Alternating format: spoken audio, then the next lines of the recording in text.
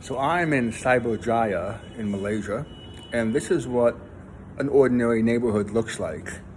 And you can see a lot of small houses back to back. I'm basically in the suburbs. And if you look all the way back, you'll see some high rises as well. So one of the reasons I like being here is because you have a lot of diversity. And so a lot of it relates back to, how you doing? Apa kabar? Sama? Jumpa lagi? So one of the cool things is that, a lot of what happens in the West happens because of opposition to the past. And a lot of people just don't realize it. So that's actually a part of human nature, but it's a bit more difficult to understand it when you're part of the West because it's so ingrained in you as part of your culture. And so, when you look at, say, a Muslim woman, you may not be able to understand, why she's wearing a headscarf and so on and so forth. But the easiest way to understand these things is simply to look at, within the Abrahamic trilogy, Judaism as an attempt to bring law and order. So you don't have, up until that point, you don't really have a consistent law and order system until you've got, Hebrew, which looks very similar if you look at the Old Arabic to the Arabic that comes later. But interestingly enough, the language also looks similar to Old Ethiopian. So it's all sort of linked together. And so I think that there was this bit of a controversy when a basketball NBA star in America was recommending this documentary. But in fact, it was about African Jews and, sort of being these original people and so on and so forth. That would be somewhat consistent. I haven't seen the documentary, but it would be consistent with this idea that language, well, a lot of what we built upon started in Africa, which of course makes sense because all of us at some point were coming out of that Mesopotamia link, African link. Mesopotamia being where modern day Iraq is and so on and so forth. And so let's talk about the West. Even something like wearing a tie, what you're doing is you're actually making the sign of a cross. That sounds conspiratorial, but I love it just simply because it is a nice metaphor for what's happening today in the United States, where you're being choked essentially by the Christian religious right, which has tried to take over politics within certain districts in America. And they've done a pretty good job of doing it. They've hacked the system politically, and they've given themselves different seats, in different districts that are now going to be difficult to dislodge simply because of the way that the voting districts work, gerrymandering and so on. But it's not just that. You know how when you go to a courthouse, you have to take off your hat? Well, why do you have to take off your hat? That doesn't happen here. If you go into a temple, you have to cover your head.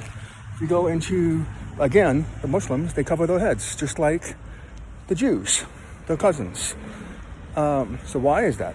Why is it that only the Christians, when they go into an official building, have to take off their hat?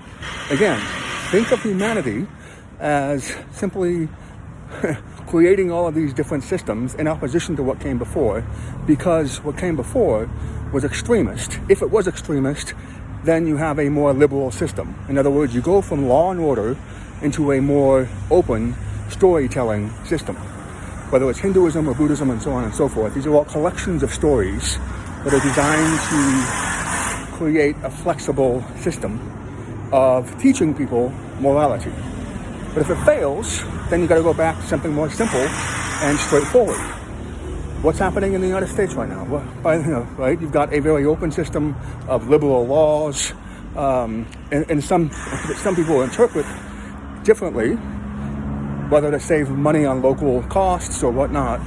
You can see that if you are too open about, say, shoplifting thefts and the amount of jail time required for shoplifting, you can see how, again, if it's taken advantage of by different gangs, that you would have to then revert back into a more strict law and order system.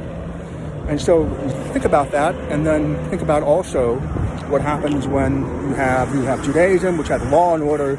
Clearly, it was too strict. You know that because of the money temples, or the money changers at the temples, which is a very dramatic moment in Christianity, where Jesus Christ, who was Jewish, of course, he was born into a Jewish city or a Jewish village, So he overturns the tables, and it's one of the very few incidents where he's openly angry.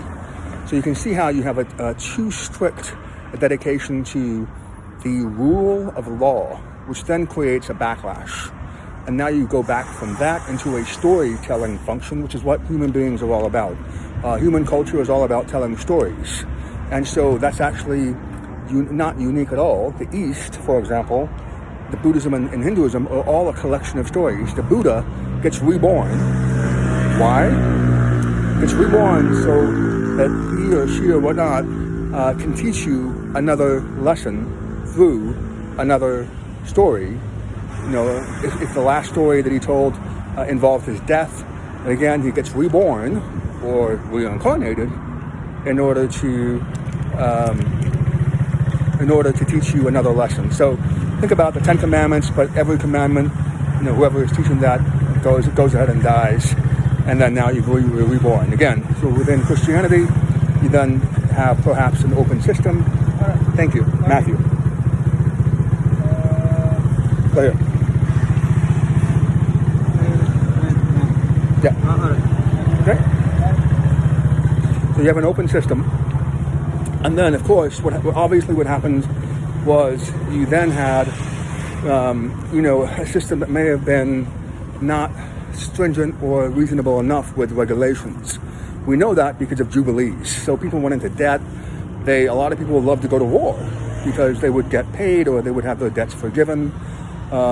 You had crazy systems back then that clearly didn't really do a good job in terms of economics, because that would tell you, to the extent that you have to wipe out debt through different jubilees or whatnot, or you had to rely on slaves, chattel slavery, and exploitation of other human beings in order to create your economy, where you have the transatlantic trade on cotton, sugar, tobacco, and whatnot. You can see right away that these are not sustainable systems, and you would have to tell a story in order to maintain that wealth. Unfortunately, when that story is based on exploitation, the story would have to involve something that is easy to understand, like racism.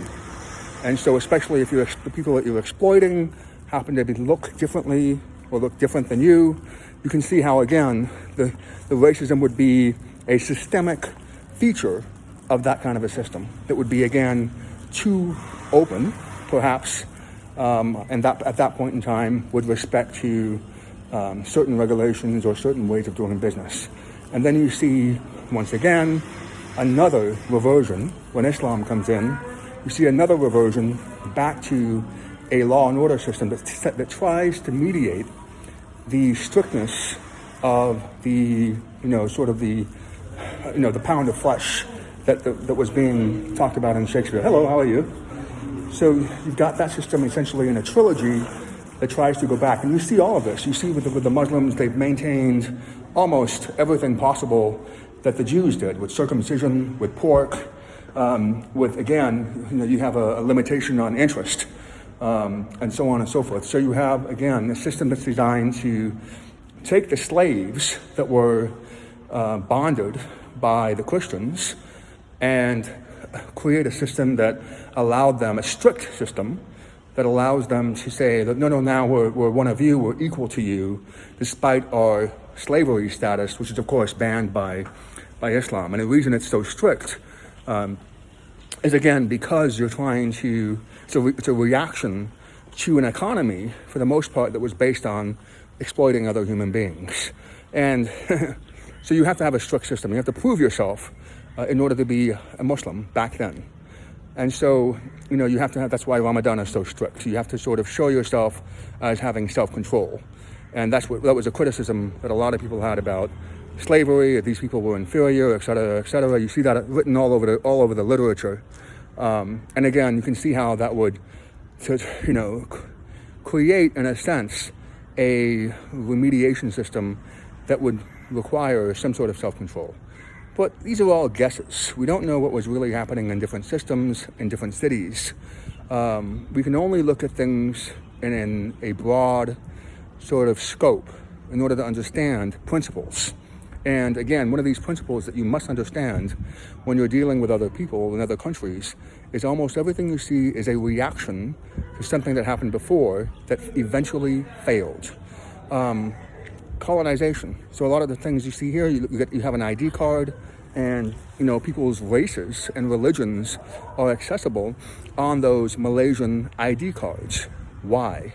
Because after colonization, the allegation against the Malaysians was that, or the governments here, was that they were discriminating against X, Y, and Z on the basis of religion. And so you would separate that in order to cater to certain districts. And so the idea back then was a type of affirmative action that's obviously, I think, now outdated. And so you're looking at, for example, you can see how this would work in principle. You put the, you classify, say, Christians, you put, say, a Christian cemetery, and then you have experts in each different district that know the proper burial rites. All of this comes from different cultures that are passed down and different practices that are passed down. What's happened today is with the rise of the political right, which is linked to the rise of the religious right, religious conservatives, is again, a lot of the modern generation has sort of lost touch with history. They've lost touch with why people do the things they do. And none of it makes a lot of sense, especially if we live in the type of concrete jungle that you see over here, where it's very difficult to see or touch what came before you. So all these things are creating a backlash, but it's just another cycle in human history. Because again, once again, whether it's the teachers, the priests, the imams, or the rabbis, somebody has failed to teach the younger generation what came before them in a way that allows them to have context. And without context, very easy to become an extremist.